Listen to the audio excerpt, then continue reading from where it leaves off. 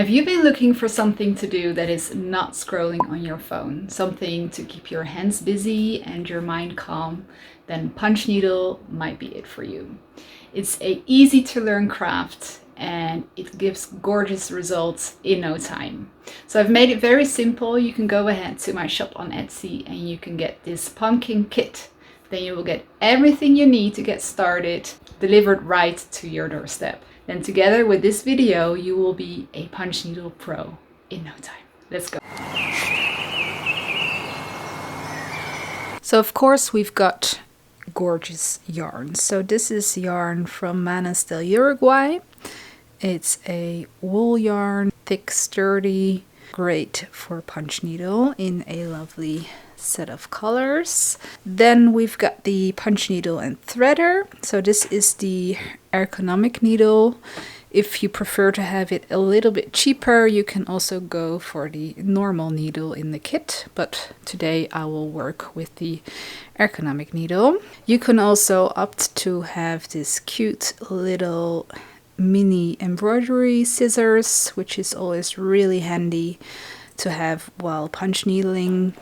You will get a wooden embroidery hoop with a lovely brass closure and some linen viscose cloth, which is taped around the edges just with a simple masking tape to prevent it from unraveling. And of course you will get the pattern.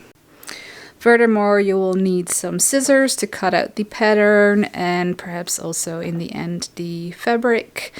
And I've got some glue, textile glue, to finish up the piece in the end. So first up, we're going to cut out the pattern, which is really simple, of course. You can cut it out precisely, but you don't have to. First, open up the rings. Now place the inner ring in front of you and then put over the cloth. Make sure the lines in the cloth are straight. Then take your outer ring, make sure it's opened enough and place it over the inner ring.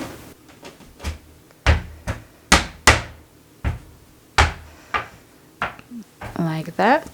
Close it a little bit and now start pulling on the edges to make sure it gets really, really tight. So I'm using a screwdriver to make sure that the closure is really tight. Just by hand is not enough and your cloth will slip out while punching and it will be very annoying. So I really advise you to do this. And just one more pull on all sides. Okay. Taut as a drum, and that's what we want. We're going to take our pattern and place it in the middle of the back of the hoop, like that. Just make sure it's in the middle as best you can. And then you can use a little bit of tape. And now we can turn it around. The pattern is already getting visible, but if you want to see it better, you can also hold it up to a light or a window.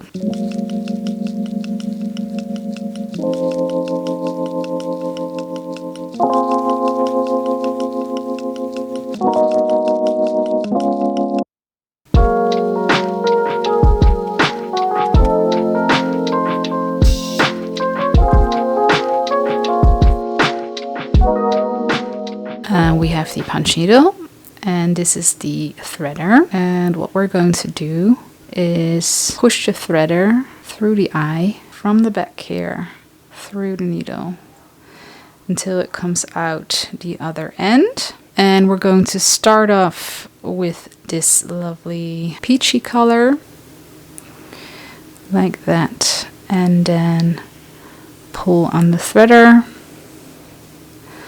until the yarn comes out. So now you can remove the threader here and then pull on the yarn on the back until you have a little tail left. Make sure the needle is set to the right setting, so 4 slots open on the right side, and this will give you this length. We're going to punch the whole piece in this setting.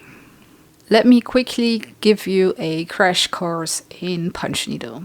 So first up, we're going to push the needle in the fabric, like that. Always push the needle all the way until the handle touches the fabric. There's no exception. Always make sure you push it all the way down. Rule number 2, always make sure your yarn has slack. So the yarn moves through the needle and forms a loop on the other side, and this is a continuing process.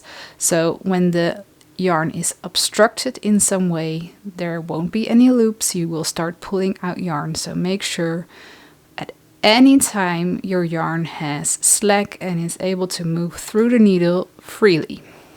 Now for the first stitch, pull up the needle, graze your needle across the fabric and push it back down.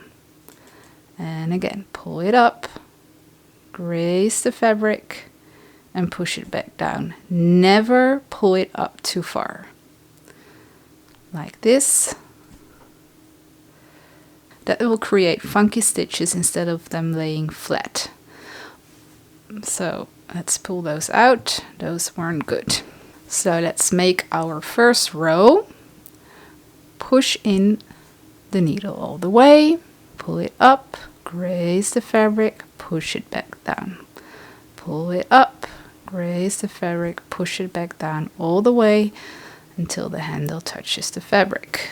Pull, pull and graze and push. Pull, graze and push. Pull, graze and push.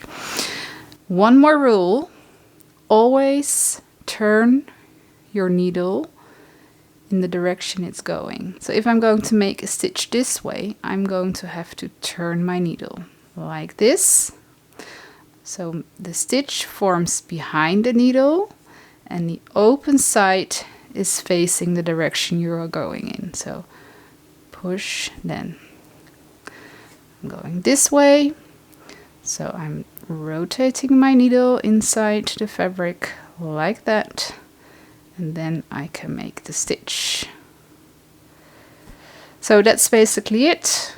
So if you are still having trouble with punch needle and you're not sure really what is going wrong, then I really advise you to watch this video I made.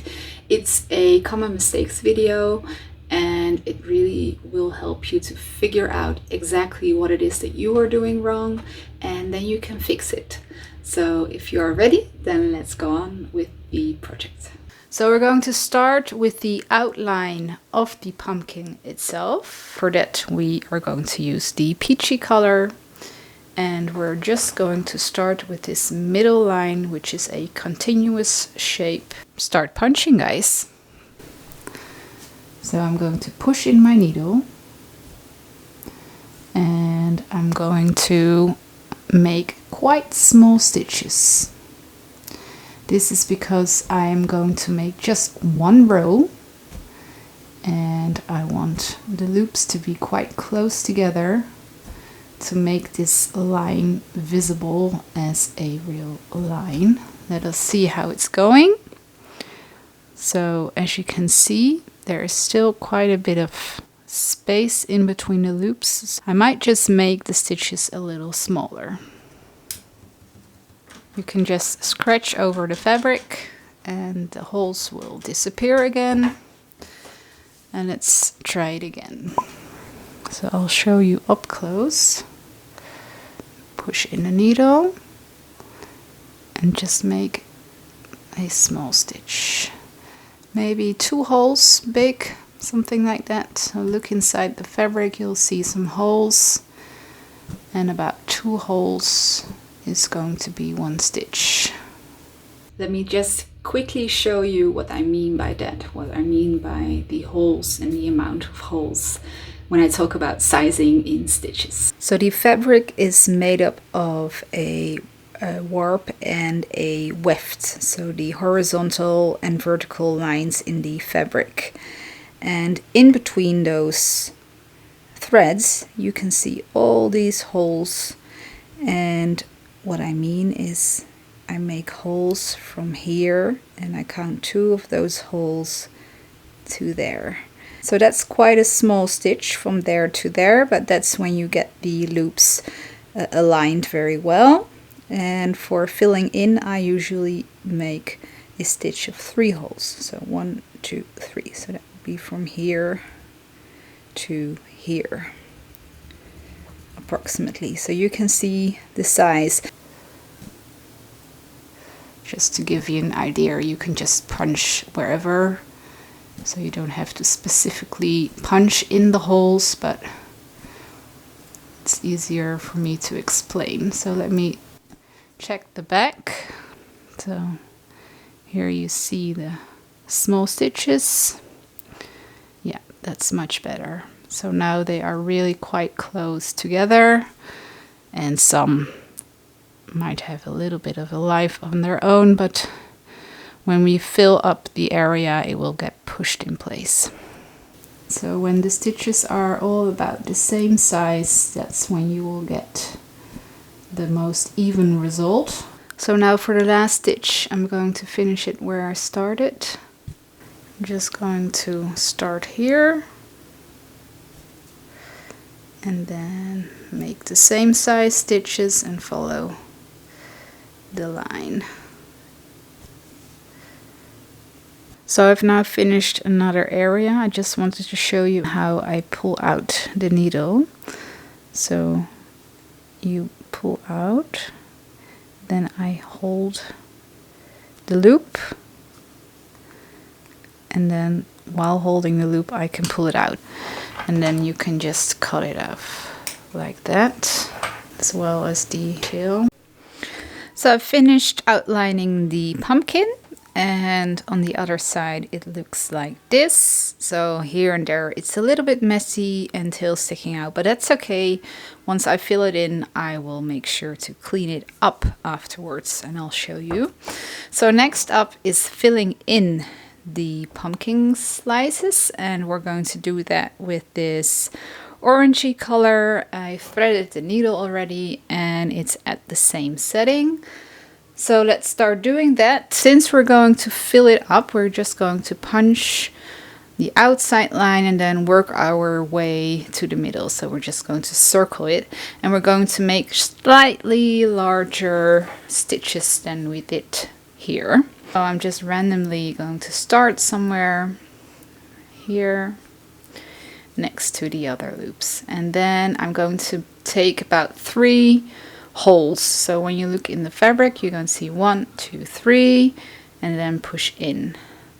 This is, like I said before, not an exact measurement, just a way for me to explain the length. I'm going to go right here in the corner and check it on the other side. Okay, that looks nice. Now let's continue this way.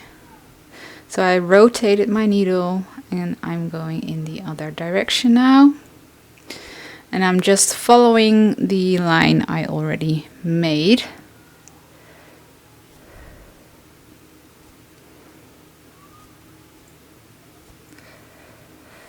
So for me, I like to make my pieces slightly less perfect than maybe some other people.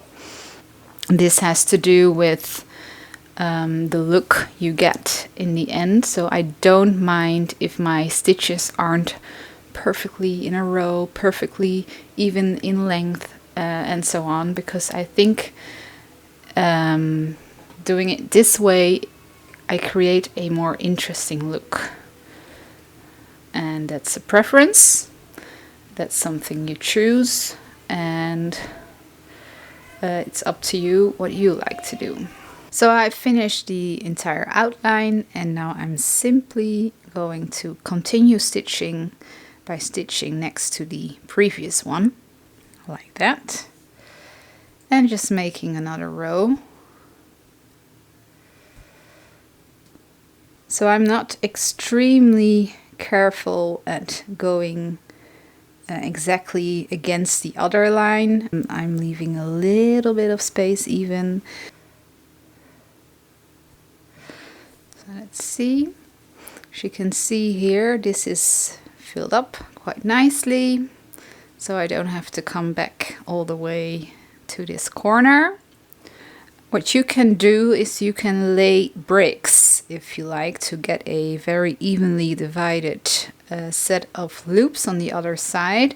I basically start my stitch from the middle of the stitch on the row next to it, and I end my stitch at the middle of this row.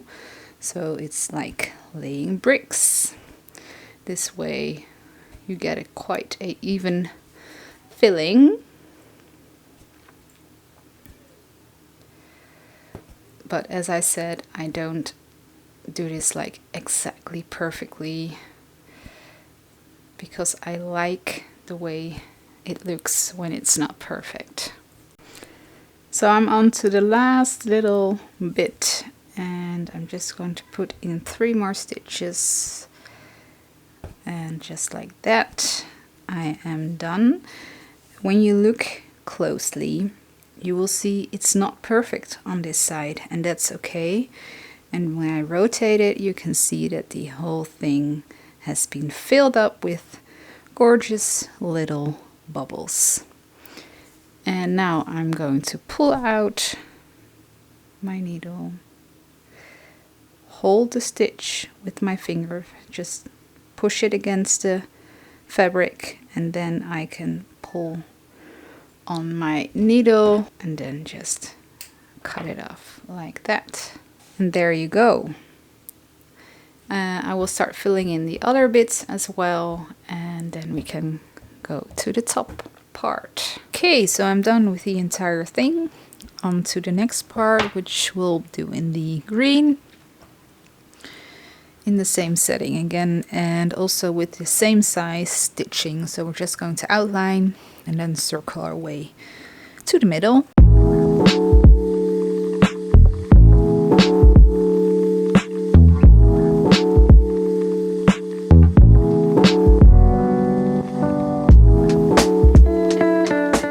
Be careful to not stab yourself or the table when you punch through. It's not sharp to the touch, but when you punch it really hard, it can be quite sharp, so be careful.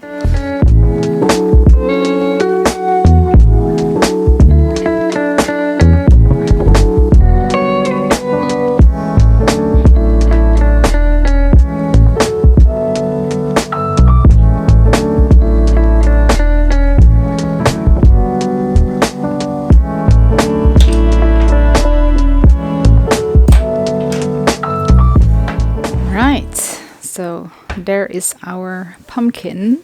Now let's clean it up a bit.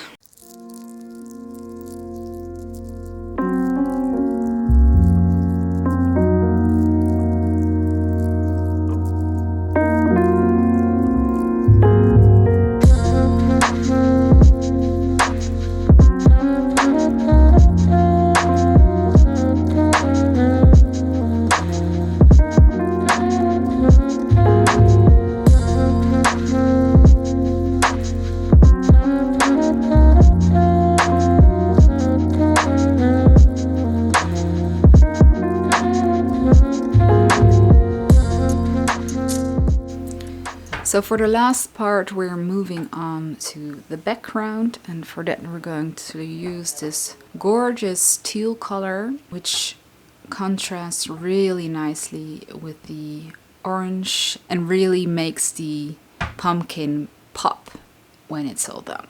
So we're going to go from this side again. What you can do, there are 2 ways to fill it in. Just go around the pumpkin and around until you fill up the entire area, or you could make little areas like that and then fill up the entire thing, and that's actually what I prefer to do. So I'm just going to start somewhere, make the same size stitches as the inside, and then just randomly make a shape. And I'm going all the way to the borders. In the inside you will have this inner ring, so you can't go all the way to the side. So about here is where I can go.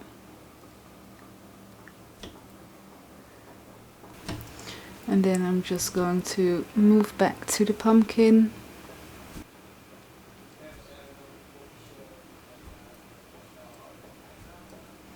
And just follow the shape.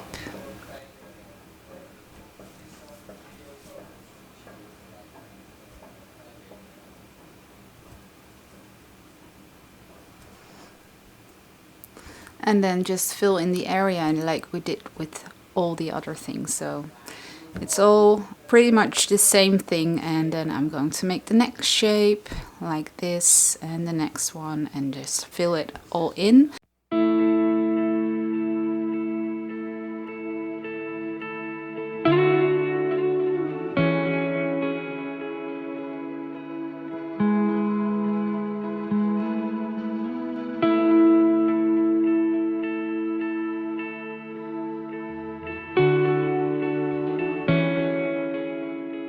So now for the final step, we can take it out of the hoop.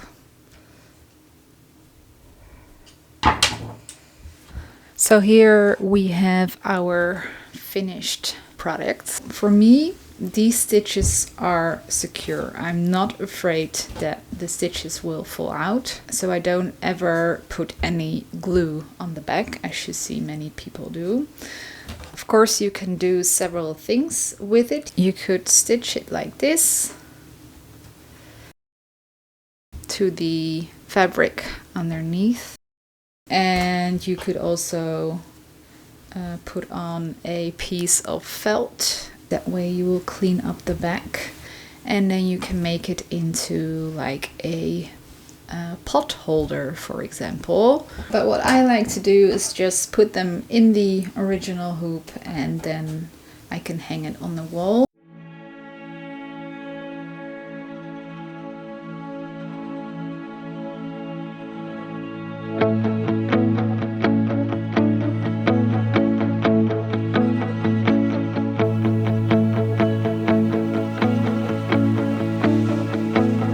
So I hope you enjoyed this introduction to punch needle and that maybe you have found your thing.